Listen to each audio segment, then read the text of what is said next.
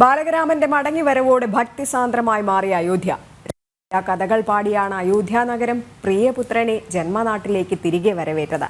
നാളെ മുതൽ പുണ്യഭൂമിയിൽ രാംലല്ലയെ ദർശിക്കാൻ ജനം ഒഴുകിയെത്തി.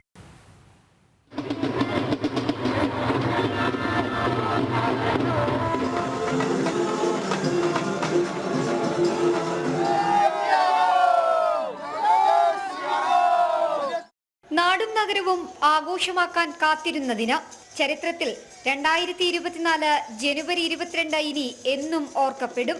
ഒപ്പം രാമജന്മഭൂമിയിലേക്കുള്ള രാംലല്ലയുടെ പ്രാണപ്രതിഷ്ഠാ ദിനവും. സ്വന്തം മകന്റെ വീട്ടിലേക്കുള്ള വരവായാണ് അയോധ്യ നഗരം പ്രിയപുത്രനെ വരവേറ്റത്. ഭക്തിസാന്ദ്രമായ അന്തരീക്ഷം. എങ്ങും കേട്ടത് ശ്രീരാമ മന്ത്രം. ശ്രീരാമചന്ദ്ര കൃപാലോ ഭജമന ഹരണ ഭവ ഭയദാരുണം. ശ്രീരാമചന്ദ്ര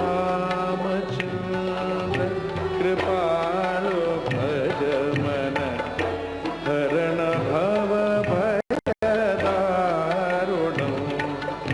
നവകഞ്ജനോ